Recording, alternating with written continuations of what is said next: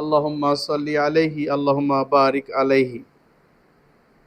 আমি পবিত্র কোরআনের সূরা বাকারা 2 নম্বর সূরার 155 থেকে 57 আয়াত তেলাওয়াত করেছি। যে কয়টি আয়াত তেলাওয়াত করেছি এই আয়াতগুলোতে ধৈর্য ধরার কথা আল্লাহ সুবহানাহু ওয়া তাআলা বলেছেন এবং ধৈর্যশীলদের পুরস্কার বর্ণনা করেছেন।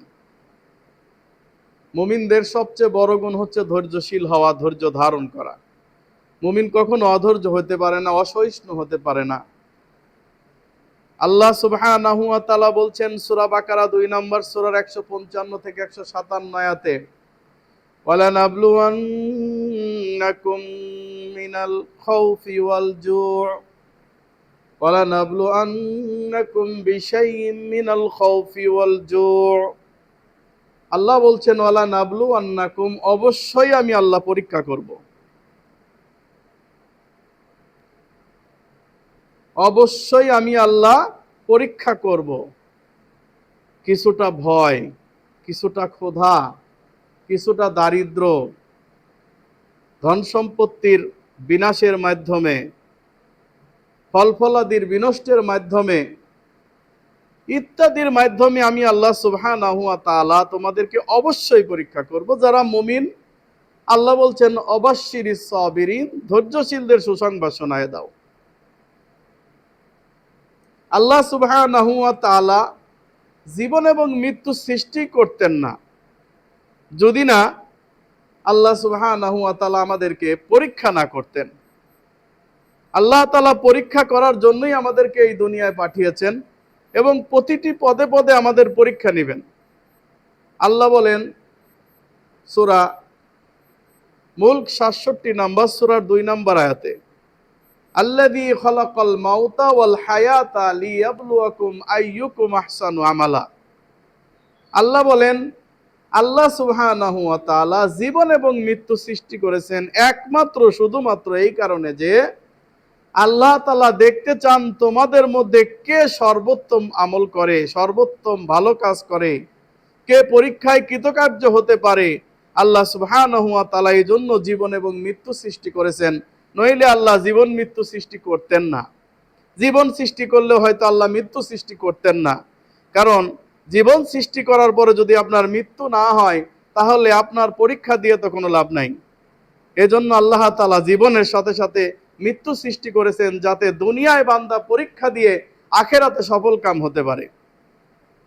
আল্লাহ বলেন পবিত্র কোরআনে সূরা আলী ইমরান 3 নম্বর সূরার 185 নম্বর আয়াতে, কুল্লু নাফসিন যায়িকাতুল মাউত ওয়া ইন্নামা তুওয়াফাউনা উজুরাকুম ইয়াওমাল কিয়ামা ফামান যুহজিহা আনিন নারি ওয়া উদখিলাল জান্নাতা ফাকাদ ফাজ ওয়া মাল হায়াতুদ দুনিয়া ইল্লা মাতাউল গুরুর। আল্লাহ বলেন কুল্লু নাফসিন যায়িকাতুল মাউত, প্রত্যেকটা নফস যার জীবন আছে তাকে মৃত্যুবরণ করতেই হবে, তাকে মৃত্যুর স্বাদ আস্বাদন করতেই হবে। ওয়াইন্নামা তুওয়াফাউনা উজুরাকুম ইয়াওমাল কিয়ামা, দুনিয়া প্রতিদান পাবার জায়গা নয়, বরং প্রতিদান পাওয়ার জায়গা হচ্ছে কিয়ামতের ময়দান, আখিরাত। ফামান যুহজিয়া আনিন নার, যে ব্যক্তি জাহান্নামের আগুন থেকে নিজেকে বাঁচাতে পেরেছে, ওয়া উদখিলাল জান্নাতা, এবং জান্নাতে প্রবেশ করতে পেরেছে, ফাকাদ ফাজ, সেই ব্যক্তি হচ্ছে সফলকাম। আমরা মনে করি দুনিয়ার জীবনে কার 10টা বাড়ি আছে, গাড়ি আছে, অনেক টাকা পয়সা আছে, অনেক প্রভাব প্রতিপত্তিশীল ক্ষমতাশীল, তারা মনে হয় এই সবচাইতে সফল কাম। জি না, তারা সফল কাম নয়, বরং যারা হচ্ছে এই দুনিয়াতে থেকে আমল করে জান্নাতের পথের দিকে অগ্রসর হতে পেরেছে তারাই হচ্ছে প্রকৃত সফল কাম, তারাই হচ্ছে প্রকৃত সফল কাম। আপনি বলবেন যে আমি একজন সন্ত্রাসী ডাকাত, আমারে আর পায় কে, আমি আমার মনে যা ইচ্ছা তাই করব, কারণ আমি আখিরাত বিশ্বাস করি না। এখন সে যদি আখিরাত বিশ্বাস না করে তো মানুষের উপর জুলুম করবে, অত্যাচার করবে, অনাচার করবে, কারণ সে আখিরাত বলে বিশ্বাসই করে না। আবার যে ব্যক্তি অত্যাচারিত হচ্ছে সেও যদি বলে যে আখিরাত বলে কিছু থাকলে আমরা তো দেখতাম কই আখেরাত বলে তো কিছু নাই, নাস্তিকরা এই কথা বলে। তাহলে এখন বিষয় হচ্ছে যে সেই লোকটা যে জুলুম, তার উপর জুলুম করা হচ্ছে, অত্যাচার করা হচ্ছে, এই লোকটার বিচার কোথায় পাবে? দুনিয়াতে তো বিচার পাবে না, কারণ দুনিয়াতে যার টাকা আছে, পয়সা আছে, ক্ষমতা আছে, তার কাছে পুলিশ কিনে ফেলতেছে, আদালত কিনে ফেলতেছে, সব কিছু তার পক্ষে হয়ে যাচ্ছে। তাহলে অবশ্যই এদের বিচারের জন্য তো একটা জায়গার দরকার আছে, সেই জায়গাটা হচ্ছে আখিরাতের ময়দান। একজন মানুষ 100টা খুন করছে, আপনি দুনিয়ার জীবনে তাকে শাস্তি দিবেন, একবারই তাকে হত্যা করতে পারবেন। তাকে কি 100 জনের জন্য 100 বার খুন করা যাবে? যাবে না। কিন্তু জাহান্নামে যাওয়ার পরে আল্লাহ সুবহানাহু ওয়া তাআলা একবার নয়, বারবার তাদেরকে মৃত্যুর সাদন করাবেন। একবার পুরে চামড়া ঝলসে যাবে, আবার নতুন চামড়া গজায় যাবে। এইভাবে বারবার বারবার সে মৃত্যুর স্বাদ গ্রহণ করবে। সে নিজেকে বারবার হত্যা করতে থাকবে, বারবার তার উপরে আল্লাহ তাআলা অত্যাচার করবেন, জুলুম করবেন, আল্লাহ সুবহানাহু ওয়া তাআলা তাকে শাস্তি দিবেন। এইভাবে চলতে থাকবে অনন্তকাল, যার কোনো শেষ নাই, সীমানা নাই। এই জন্য আমরা যারা মাজলুম, অত্যাচার হয়েছি, জুলুমের শিকার হয়েছি, তারা ধৈর্য ধারণ করি। কেন? কারণ আখিরাতে গেলে অবশ্যই আমরা এর সুষ্ঠু বিচার পাবো। আল্লাহ বলেন, আলা নাবলুয়ান্নাকুম বিশাইইম মিনাল খাউফি ওয়াল জু', আমি অবশ্যই তোমাদেরকে পরীক্ষা করব কিছুটা ভয়, কিছুটা ক্ষুধা, ওয়ানাকসিম মিনাল আমওয়াল, এবং তোমার ধন সম্পত্তি বিলীন করে দেওয়ার মাধ্যমে তোমাকে পরীক্ষা করব, ওয়াল আনফুস, এবং তোমার কোন আত্মীয় স্বজন মৃত্যুবরণের মাধ্যমে, তুমি বেঁচে আছো, তোমার সন্তান মারা গেছে, তুমি বেঁচে আছো, তোমার মা মারা গেছে, তুমি বেঁচে আছো, তোমার বাবা মারা গেছে, অথবা বাবা বেঁচে আছে, ছেলে মারা গেছে। এইভাবে করে আমি অবশ্যই তোমাদেরকে পরীক্ষা করব। অবাশশিরিস সাবিরিন, তবে ধৈর্যশীলদের তুমি সুসংবাদ শোনায় দাও। সাইয়েদানা আইয়ুব আলাইহিস সালাতু ওয়াস সালামের কথা আপনারা অনেকেই শুনেছেন। আল্লাহ সুবহানাহু ওয়া তাআলা তাকে পরীক্ষা করেছিলেন। তার এত অধিক রোগ ব্যাধি হয়েছিল যে শেষ পর্যন্ত সে সমাচ্যুত হয়ে গিয়েছিল। যখন রোগ ব্যাধি অত্যাধিক প্রসার লাভ করেছে, তখন আল্লাহর কাছে সে দোয়া করেছিল। সূরা আম্বিয়া 21 নম্বর সূরার 85 নম্বর আয়াতে আল্লাহ বলছেন, ইযনাদা আইয়ুব ওয়া আইয়ুবা ইযনাদা রাব্বাহু আন্নী মাসসানিয়াদ-দুর ওয়া আনতা আরহামুর রাহিমিন। আল্লাহ বলেন, নবী স্মরণ করো আইয়ুব আলাইহিস সালাতু ওয়াস সালামের কথা। যখন তিনি দুঃখ কষ্টে পতিত হয়েছিলেন, তখন বলেছিলেন, আল্লাহ আমি দুঃখ কষ্টে পতিত হয়েছি, ওয়া আনতা আরহামুর রাহিমিন, আর আপনি হচ্ছেন সব চাইতে বড় দয়াবান, দয়ালু, মেহেরবান। ফালাম্মা, অতঃপর আমি আল্লাহ সুবহানাহু ওয়া তাআলা তার বিপদ দূর করে দিলাম, তার অসুখ ভালো করে দিলাম। তার যে সন্তান নিয়ে গিয়েছিলাম, তার পরিবর্তে তাকে সন্তান দিলাম, তার সম্পদ নিয়ে গেছিলাম, সব ফেরত দিলাম। কারণ আমার বান্দা আমার পরীক্ষা সুষ্ঠুভাবে দিয়েছে, আমি বান্দাকে সব ফেরত দিলাম। সুবহানাল্লাহ। আব্দুল্লাহ ইবনে জুবাইর রাদিয়াল্লাহু তাআলা আনহু, উরওয়া ইবনে জুবাইর রাহিমাহুল্লাহ তাবিঈ, একজন অনেক বড় বিদ্বান তাবিঈন ছিলেন। তো তিনার একটা সন্তান মারা গেল। তার আগে তিনি অ্যাক্সিডেন্টে একটা পা হারালেন। সন্তান মারা যাওয়ার পরে সন্তানকে দাফন করার সময় আল্লাহকে ডেকে বলতেছেন, আল্লাহ তোমার ফয়সালাতে আমি সন্তুষ্ট। আমার 4টি অঙ্গ ছিল, 2টা পা, 2টা হাত, তুমি তো 3টা ঠিক রেখেছো, একটা নিয়ে গিয়েছো, সব তো আর নেও নাই। আল্লাহ আমার 4টা সন্তান ছিল, তার মধ্যে একটা সন্তান তুমি নিয়ে গিয়েছো, বাদ বাকি 3টা সন্তান তো রেখেছো। দেখেন তারা নিয়ামতের কতটা শুকরিয়া জ্ঞাপন করতেন। আব্দুল্লাহ ইবনে ওমর ইবনুল আজিজ রাহিমাহুল্লাহ, যাকে দ্বিতীয় ওমর বলা হয়, তার সন্তান যখন মারা গেল, তখন তিনি বলতেছেন যে আল্লাহ, আমার সন্তানকে আজকে তুমি আমার 7টি সন্তান দিয়েছিলে, 6টি রেখেছো, আর একটি সন্তান নিয়ে গিয়েছো। আল্লাহ, আমার কাছে যে ভাবে ছিল আমি আজকে তাকে কবরের মধ্যে শোয়াই দিলাম, আমি এতে খুশি যে আল্লাহ তোমার কাছে আমার সন্তান আরো অনেক ভালো থাকবে। সুবহানাল্লাহ বিহামদি সুবহানাল্লাহ আযীম। এ হচ্ছে তাদের ধৈর্যের পরাকাষ্ঠা। সহিহ বুখারী 1621 নম্বর হাদিসে রাসূলুল্লাহ সাল্লাল্লাহু আলাইহি ওয়াসাল্লাম বলেন যে কোনো ব্যক্তির যখন সন্তান মারা যায় তখন ফেরেশতাদের কাছে জিজ্ঞাসা করে, আল্লাহ তাআলা জিজ্ঞাসা করেন, এই ফেরেশতা, তোমরা তার সন্তানকে নিয়ে আসলে তার জানটা কবজ করতে তোমাদের কষ্ট হলো না? যদিও আল্লাহ সবই জানেন, তাদের জানটা কবজ করতে কোনো কষ্ট হলো না? তার কলিজার টুকরাকে তোমরা নিয়ে আসলে? তখন ফেরেশতা বলে, হ্যাঁ আল্লাহ, তার কলিজার টুকরাকে নিয়ে এসেছি। তখন বলল, বান্দা কি বলেছে?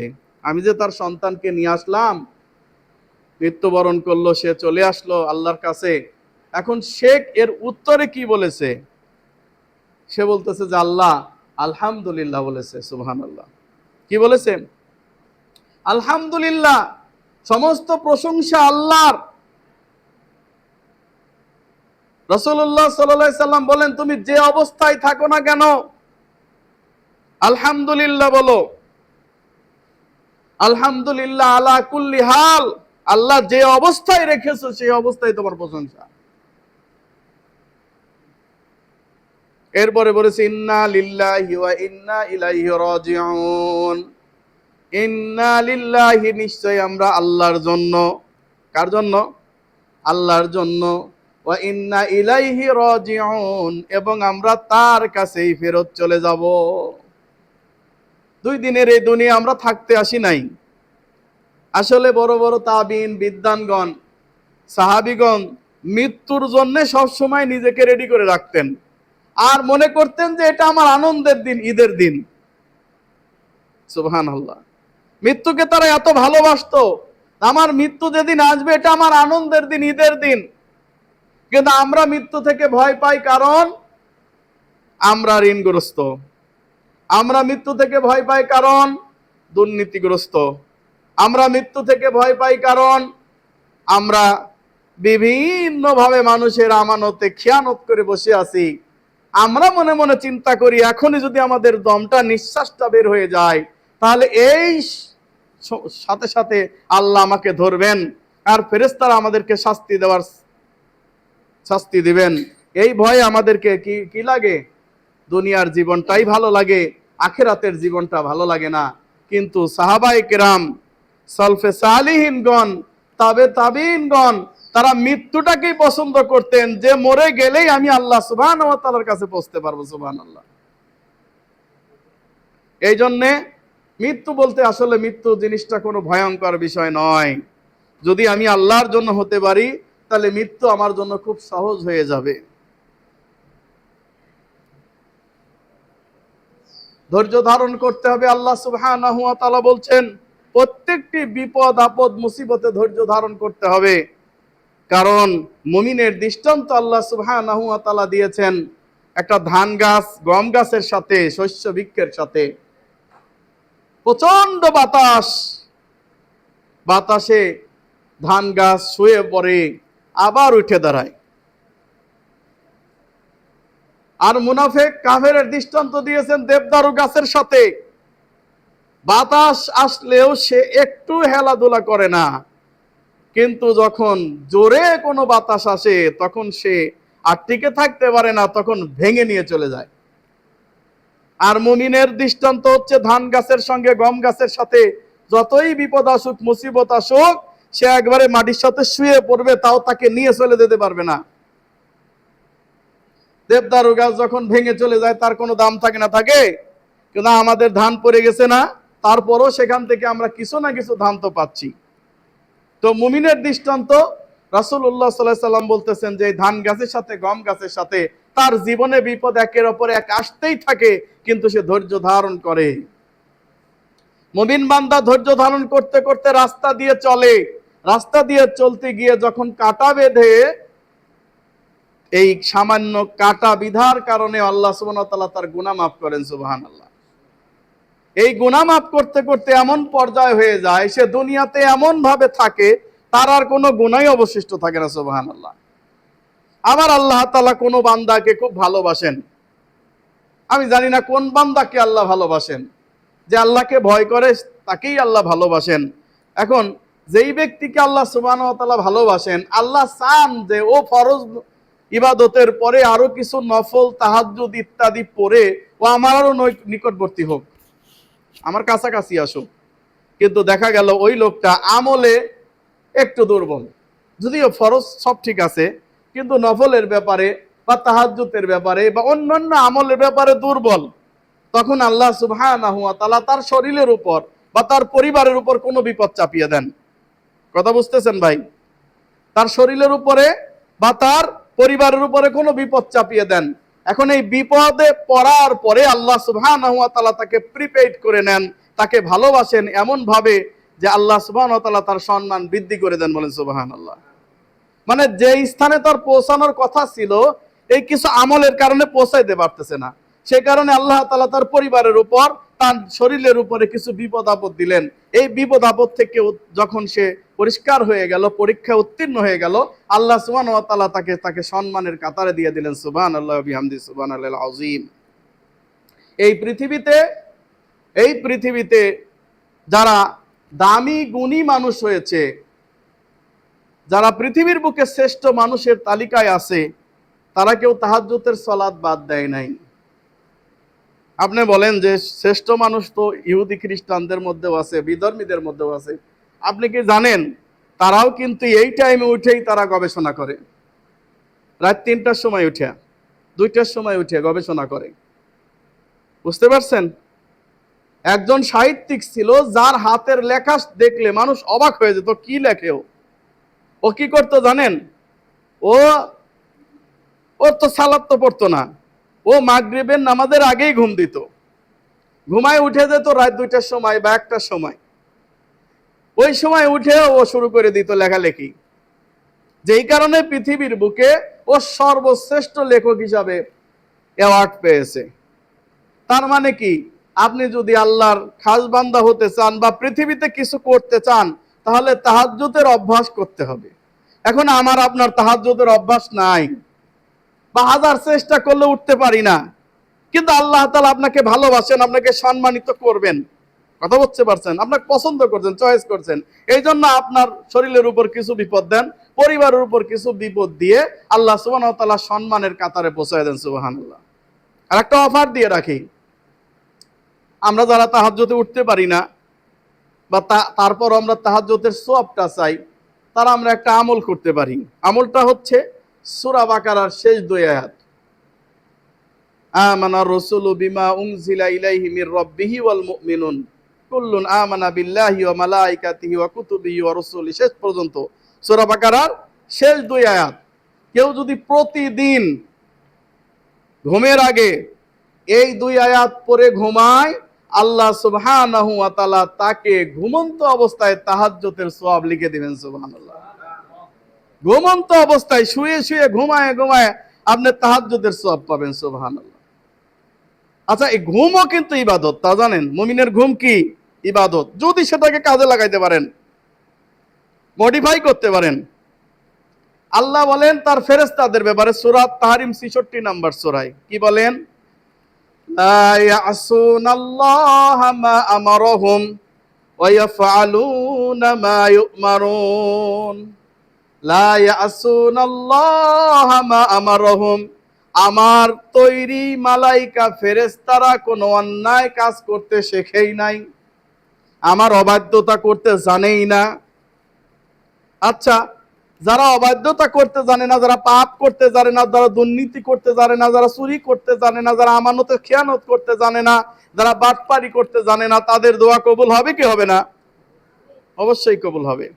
রাসূলুল্লাহ সাল্লাল্লাহু আলাইহি সাল্লাম বলতেছেন, তুমি যখন বেডে শুয়ে পড়বে তখন আয়াতুল কুরসি পড়ো। কি পড়বে? পবিত্র কোরআনে সূরা বাকারার 2 নম্বর সূরার 255 নম্বর আয়াত। এই হলো সূরা কি? আয়াতুল কুরসি। এই আয়াতুল কুরসি পাওয়ারফুল একটা ইবাদত, পাওয়ারফুল একটা আয়াত, যে আয়াতের মতো বা যে আয়াতের সমকক্ষ বা যে আয়াতের মতো সম্মানিত কোনো আয়াত পবিত্র কোরআনেই নাই। সুবহানাল্লাহ, সবচাইতে সম্মানিত আয়াত। এই আয়াতের ব্যাখ্যা তাফসীর আপনাদের পড়া দরকার, কারণ সেখানে আল্লাহর পরিচয় ব্যক্ত করা হয়েছে। আল্লাহু লা ইলাহা ইল্লা হুয়াল হাইয়ুল কাইয়্যুম লা তাখুযুহু সিনাতু ওয়ালা নাওম। এই যে আল্লাহর পরিচয় ব্যক্ত করা হয়েছে, এই আয়াতুল কুরসি পড়ে যদি আপনি ঘুমান, তাহলে আপনার জন্য ফেরেশতা নিয়োজিত করে দেওয়া পাহারার জন্য। কিসের জন্য? পাহারার জন্য। আপনার যেন কোনো বিপদ আপদ না হয়, ফেরেশতা নিযুক্ত করে দেওয়া হয়। এখন ফেরেশতা নিযুক্ত করে দেওয়া হলো, এখন ফেরেশতা নিযুক্ত করে দেওয়ার পরে আপনি যদি কোনো আমল, ফেরেশতাকে একটা ডিউটিতে লাগাতে চান, কাজে লাগাতে চান, তাহলে আমল করতে হবে কি? সকালবেলায় রোগী দেখতে যাবেন অথবা রাত্রেবেলায় রোগী দেখতে যাবেন। কোনো অসুস্থ মানুষ হাসপাতালের বেডে শুয়ে আছে বা বিছানায় শুয়ে আছে নিজের বাড়িতে, এদেরকে দেখতে যাবেন। কিছু নিতে পারলে নিবেন, না হলে এমনি দেখতে যাবেন, তাদেরকে সান্ত্বনা দিবেন। রাসূলুল্লাহ সাল্লাল্লাহু আলাইহি সাল্লাম বলতেছেন যে আল্লাহুম্মা গফির লাহু ওয়ারহামহু। সারা রাত ভরে ফেরেশতারা যদি সন্ধ্যায় দেখতে যায়, সারা রাত ভরে ফেরেশতারা ওই লোকটার জন্য দোয়া করে, আল্লাহ এই লোকটার উপর রহমত বর্ষণ করো, আল্লাহ এই লোকটার উপর তাকে তুমি ক্ষমা করে দাও। সুবহানাল্লাহ, আল্লাহুম্মা গফির লাহু ওয়ারহামহু। আর শোয়ার যাওয়ার আগে যদি আপনি ওযু করে ঘুমান, পবিত্র হয়ে ঘুমান, রাসূলুল্লাহ সাল্লাল্লাহু আলাইহি সাল্লাম বলেন মান বাতা তাহিরান, যেই ব্যক্তি পবিত্র হয়ে শুতে যায়, শাআইরুল্লাহুল মালাক, আল্লাহ সুবহানাহু ওয়া তাআলা তার পাশে ফেরেশতা নিযুক্ত করে দেন। ফেরেশতা সারা রাত্রি তার জন্য দোয়া করে, আল্লাহুম্মা গফির লাহু, আল্লাহ তুমি লোকটাকে ক্ষমা করে দাও, ওয়ারহামহু, লোকটার উপর রহমত বর্ষণ করো। বলেন সুবহানাল্লাহ। তাহলে এই আমলগুলো আমরা করতে পারি। আল্লাহ সুবহানাহু ওয়া তাআলা আমাদের করার তৌফিক দান করুন, আল্লাহুম্মা আমিন। এবার আসেন, রাসূলুল্লাহ সাল্লাল্লাহু আলাইহি সাল্লামের যুগে এক মহিলা, ওমর রাদিয়াল্লাহু তাআলা আনহু, এক মহিলাকে দেখে বলতেছেন, ওই যে কালো মহিলাটা যাচ্ছে না রাস্তা দিয়ে, ওই মহিলাটা জান্নাতি। তখন লোকজন বলল যে ওই মহিলাটা জান্নাতি, আপনি কি করে জানেন? তখন ওমর রাদিয়াল্লাহু তাআলা আনহু বললেন যে ওই মহিলাটা আল্লাহর নবীর জামানায় আল্লাহর কাছে, রাসূল সাল্লাল্লাহু আলাইহি সাল্লামের কাছে গিয়ে বললেন, হে আল্লাহর নবী, আমি তো মৃগী রোগী। মৃগী রোগী বোঝেন তো, যেখানে সেখানে ফিট হয়ে যায়, হ্যাঁ, এরকম হলো মৃগী রোগী, নিজেকে ঠিক রাখতে পারে না, পোশাক আশাক উল্টা পাল্টা হয়ে যায়। আমি তো মৃগী রোগী, আপনি আমাকে আমার জন্য দোয়া করে দেন, যাতে করে আমি এই মৃগী রোগী আমার ভালো হয়ে যায়। রাসূলুল্লাহ সাল্লাল্লাহু আলাইহি সাল্লাম বললেন, হ্যাঁ আমি দোয়া তো করে দিতেই পারি, কিন্তু তুমি যদি ধৈর্য ধারণ করো তাহলে এর বিনিময়ে তুমি জান্নাত পাবে। বলেন সুবহানাল্লাহ। আমরা সামান্য একটু জ্বর আসলে তার আগেই নাপাট মারি, হ্যাঁ, প্যারাসিটামল মারি, আছে না নাই? একটু ধৈর্য ধরি না? একটু ধৈর্য ধরি। আপনার যে জ্বরটা আসে কেন আসে জানেন? আপনার শরীরটাকে মেরামত করার জন্য আসে। যখন কোনো জাহাজ নষ্ট হয়, যখন কোনো গাড়ি নষ্ট হয়, সার্ভিসিং এর প্রয়োজন হয় কিনা, মানুষের শরীরে যখন কোনো খারাপ ভাইরাসের প্রাদুর্ভাব ঢুকে যায়, তখন এই জ্বর আপনাকে নিয়ে আসে, আপনাকে পরিশুদ্ধ করার জন্য, মেরামত করার জন্য।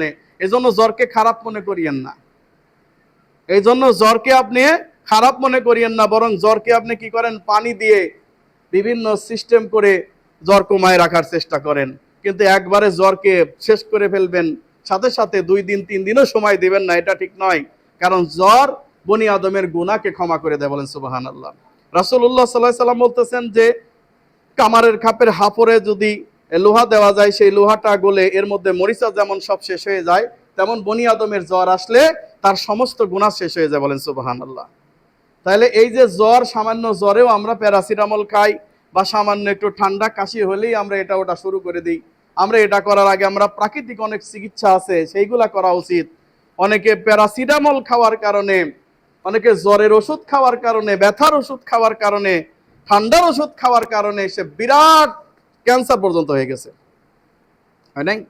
অনেকের কিডনি ফেল হয়ে গেছে, কিছু হইতে না হইতে মাথা ব্যথা করতেছে, মাথার ট্যাবলেট খাইতে হবে, ব্যথার ট্যাবলেট খাওয়া লাগবে। অবাক! একটু হাত কেটে গেছে বা ভেঙে গেছে, মুচকে গেছে, ব্যথার ট্যাবলেট খেতে হবে। মানে আগেই অ্যাকশন, ব্যথার ট্যাবলেট খেতে হবে। আর কিছু না হোক আর না হোক, খাওয়ার আগে দাওয়াত খাইতে হবে, গ্যাসের ট্যাবলেট খাইতে হবে। মানে ওর জীবনটা ধ্বংস করে দিয়েছে পুরাপুরি। আল্লাহ বলতেছেন, বান্দা তুমি নিজেকে শেষ করে দিয়েছো। তো এইগুলাতে কি হবে? ক্যান্সারের জীবাণু হবে, হার্টের সমস্যা হবে, আপনার কিডনির সমস্যা হবে, কিডনি ফেইলর হয়ে যাবে, ফুসফুসের সমস্যা হবে। এগুলো আমরা বুঝতে পারি না। এই মেডিসিন আসলে মেডিসিন না, এটা হলো ড্রাগ। ড্রাগ আমরা খাচ্ছি, হ্যাঁ আমরা খেতে পারি, আমাদের জীবন যদি চলে যায়, অনেক সমস্যা হয়, তখন খাবেন, অসুবিধা নাই। কিন্তু খাওয়ার আগে বারবার চিন্তা করবেন, চেষ্টা করবেন যে আমরা যেন অঙ্কুরেই বিনষ্ট না করে দেই, প্রথমেই খেয়ে আমাদের জীবনটা ধ্বংস করে না দেই, বরং এটা একটু সময় দিই। ওই মহিলা বললেন, আল্লাহর নবী সাল্লাল্লাহু আলাইহি ওয়াসাল্লাম, আপনি বলেছেন অবশ্যই আমি ধৈর্য ধারণ করব, কিন্তু আপনার কাছে একটা আবেদন আমি করি আল্লাহর নবী, আমি যখন মৃগী রোগী ভূপাতিত হয়ে যাই, জমিনের মধ্যে পড়ে যাই, তখন আমার কাপড় কোথায় যায় আমি বলতে পারি না, আমি উলঙ্গ হয়ে যাই। ইয়া রাসূলুল্লাহ সাল্লাল্লাহু আলাইহি সাল্লাম, আপনি আমাকে অন্তত এতটুকু দোয়া করে দিন, মানুষের সামনে যেন আমার উলঙ্গ হয়ে আমি না যাই। আল্লাহ নবী সাল্লাল্লাহু আলাইহি সাল্লাম তার জন্য এই দোয়া করে দিলেন যে যেন সে মানুষের সামনে উলঙ্গ না হয়ে যায়। অতঃপর আল্লাহ সুবহানাহু রাসূলুল্লাহ সাল্লাল্লাহু আলাইহি সাল্লাম এই দোয়া করার ফলে এই মহিলার উলঙ্গ হতেন না। ওই মহিলা ওমর রাদিয়াল্লাহু তাআলা আনহুর খেলাফত পর্যন্ত জীবিত ছিলেন। এজন্য ওমর রাদিয়াল্লাহু তাআলা আনহু মহিলাটাকে দেখিয়ে বললেন, শোনো, এই যে কালো মহিলাটা যাচ্ছে, এই মহিলাটা জান্নাতি। সুবহানাল্লাহ। কারণ কি? সে ধৈর্য ধারণ করেছে। এক মহিলা এসে বলতেছে, ইয়া রাসূলুল্লাহ, হাবিব আল্লাহ, ছোট্ট একটা বাচ্চা, চড়ুই পাখির মতো বাচ্চাটাকে নিয়ে এসে বলতেছে, আল্লাহর নবী দেখেন, এই যে আমার বাচ্চাটা, এটাও বেঁচে নাই। ইতিপূর্বে আমি আরো 3টা সন্তান দাফন করেছি। আল্লাহর নবী সাল্লাল্লাহু আলাইহি ওয়াসাল্লাম বলছে, দাফাতু সালাসা, আরে তুমি 3টা সন্তান দাফন করেছো, আশ্চর্য। আল্লাহর নবী সাল্লাল্লাহু আলাইহি ওয়াসাল্লাম বলছেন, বিহিদারিম মিন হিজাবিম মিনান নার, এই যে তোমার এই সন্তান মারা গিয়েছে, এই সন্তান তোমার জন্য জাহান্নামের পর্দা হয়ে যাবে। বলেন সুবহানাল্লাহ। জাহান্নামের পর্দা হয়ে যাবে। এই 3টা সন্তান তোমাকে জাহান্নামে যেতেই দিবে না। একজন বাপের অনেক সন্তান মারা গেছে, 2জন 3জন মারা গেছে, ওই ব্যক্তিকে আল্লাহ সুবহানাহু ওয়া তাআলার সামনে ফেরেশতারা বলবেন, আল্লাহ আপনি বলেছেন নাবালক অবস্থায় কারো যদি বাচ্চা মারা যায়, তাহলে সেই লোকটাকে আপনি জাহান্নামে দেবেন না, কিন্তু এই লোকটা তো মেলা খারাপ কাজ করছে, এই লোকটাকে আমরা কেমনে জান্নাতে দেব? আল্লাহ তাআলা বলবেন, আমি তো পাপীর জন্য জাহান্নাম রেডি করেছি, আর বলেছি যে আমি পাপীকে জাহান্নামে দেবই দেব, এটা আমার ওয়াদা। ওয়াদা তো ভঙ্গ করা যাবে না। তোমরা একটা কাজ করো, লোকটাকে একটু জাহান্নামে দিয়ে পরে জান্নাতে দিয়ে দাও। বলেন না সুবহানাল্লাহ। মানে একটু দাও, একটু ছোঁয়াও, দিয়ে আবার তাকে জান্নাতে দিয়ে দাও। সুবহানাল্লাহ বিহামদিহি, সুবহানাল্লাহিল আযীম। কারণ আমার ওয়াদাও সত্য, এবং আমি যে তার জন্য জান্নাত রেখেছি এটাও সত্য। কিয়ামতের মাঠে সবাই উলঙ্গ থাকবে, সবাই উলঙ্গ থাকবে, যে মানুষই থাক না কেন, কোনো মানুষের কোনো পোশাক থাকবে না। আয়েশা রাদিয়াল্লাহু তাআলা আনহা বললেন, ইয়া রাসূলুল্লাহ সাল্লাল্লাহু আলাইহি ওয়াসাল্লাম, আল্লাহর নবী, কিয়ামতের মাঠে সবাই যদি উলঙ্গ থাকে তাহলে কেমন পরিস্থিতি হবে? আল্লাহর নবী বললেন, আয়েশা রে, কিয়ামতের মাঠে একজন আরেকজনের দিকে তাকানোর কোনো ফুরসত পাবে না, তাকানোর কোনো অবকাশই পাবে না। পরিস্থিতি এমন ভয়ঙ্কর হবে। তথাপিও কিয়ামতের মাঠে সর্বপ্রথম কাকে কাপড় পরাবে জানেন? কথা বলেন একটু। কাকে পরাবেন? প্রথম পরাবেন সাইয়েদানা ইব্রাহিম আলাইহিস সালাতু ওয়াস সালামকে, তাই না? ইব্রাহিম আলাইহিস সালাতু ওয়াস সালামকে কাপড় পরানোর পর দ্বিতীয় যে সৌভাগ্যবান, সে হচ্ছে ওই পিতা যার সন্তান মরে গিয়েছিল নাবালেগ অবস্থায়। সুবহানাল্লাহ।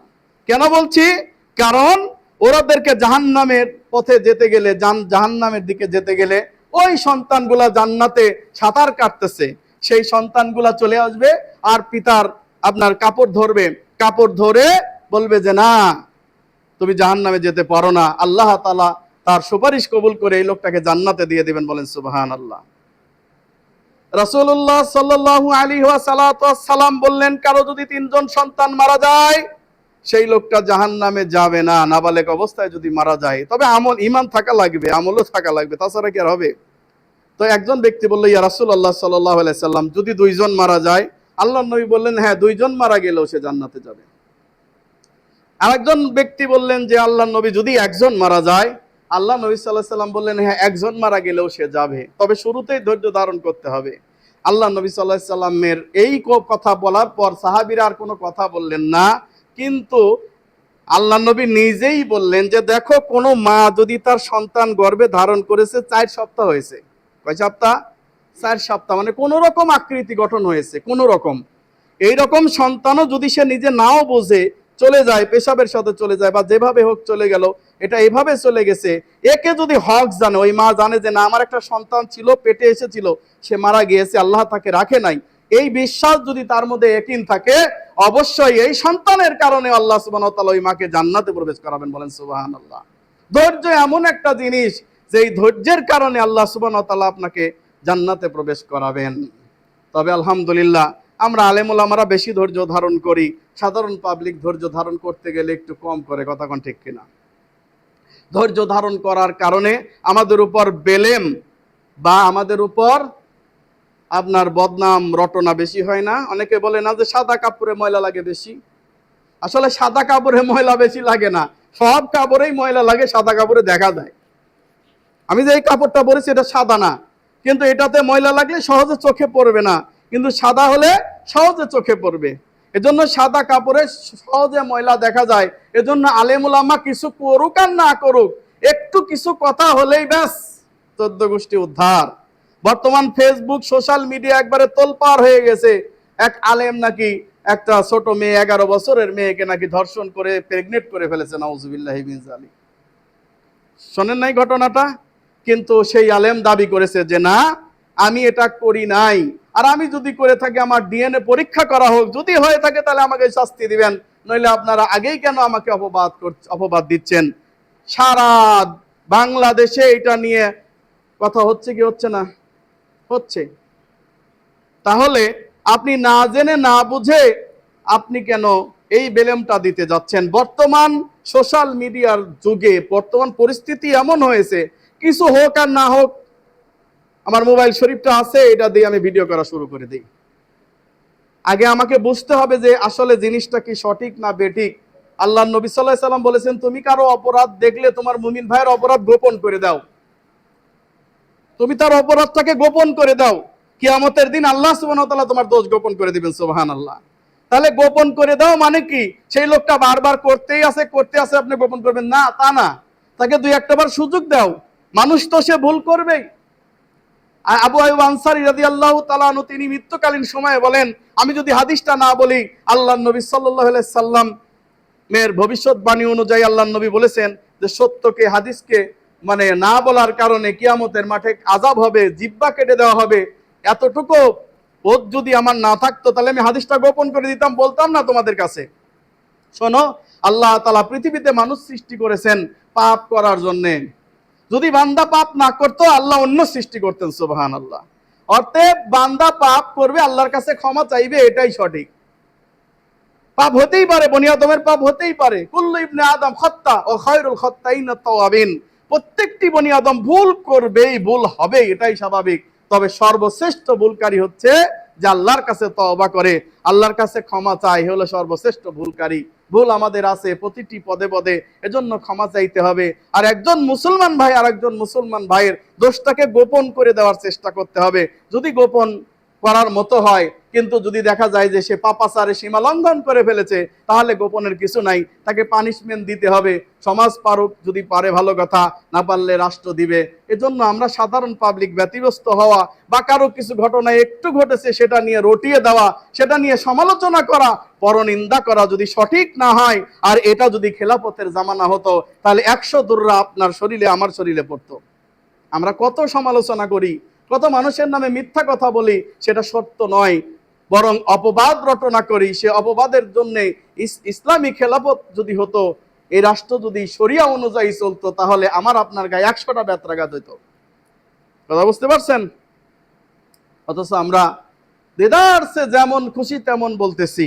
ভাই, একজন আলেম, তাকেও আল্লাহ সুবহানাহু ওয়া তাআলা ভিতরে যেমন প্রত্যেকটি মানুষের যেমন সেক্সুয়াল ফাংশন থাকে, তাকেও সেভাবেই তৈরি করছে, নাকি কম না বেশি? হ্যাঁ, একই তো, সব মানুষের একই না। তাহলে আপনি একজন আলেম, একজন হুজুর, তার জন্য অন্যায় সংগঠিত হবে না এরকম তো না, হতেই পারে। কিন্তু এই জন্য আপনি পুরো আলেম সমাজকে দোষী করবেন।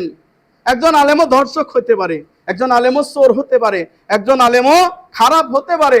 কিন্তু তাই বলে আপনি এই একজন আলেম বা দুইজন আলেমের কারণে সারা বাংলাদেশের আলেমকে আপনি বদনাম করতে পারেন না। অপরাধী যেই হোক সে কোনো দলের নয়, চাঁদাবাজি যেই হোক সে কোনো দলের নয়, সন্ত্রাসী যেই হোক সে কোনো দলের নয়, মাদকাসক্ত নেশাকার নেশাদার যারা পান করে নেশা পান করে এরা কোনো দলের নয়। সুতরাং সাবধান, আমরা যেন আমাদের জবানটাকে হেফাজত করি। আল্লাহ সুবহানাহু ওয়া তাআলা আমাদের তৌফিক দান করুন, আল্লাহুম্মা আমিন। আবার এই যে কয়দিন আগে যে আপনার শ্রীপুরে সম্ভবত একটা ঘটনা ঘটছে, এক মহিলা 40 বছর বয়স বা তার কম হবে, একটা 32 বছরের লোককে সে বিয়ে করছে। এতদিন কেন করে নাই? সন্তান মানুষ করতে যায়, তার স্বামী মারা গেছে বহু আগে, সন্তান মানুষ করতে যায়, এটা সেটা করতে যায়, মহিলা তার জীবনের সিংহভাগ ব্যয় করে দিয়েছে তার সংসারের পিছনে। এখন এই বয়সে সে বিয়ে করলো কেন? এই কারণে তার মেয়ে তার ছেলেরা তার বিরুদ্ধে উঠে পড়ে লেগেছে। মহিলারও কিছু ভুল আছে, আমি বলবো না যে সে সঠিক, কিন্তু আমি যেটা বোঝাতে চাচ্ছি আজকে সমাজের চিত্রটা কি। আপনি জেনা করবেন, ব্যভিচার করবেন, এটা ডোন্ট ম্যাটার, কোনো ব্যাপারই না, কিচ্ছু হবে না, ওটা হয়েই থাকে, ওটা হলে কি হয়।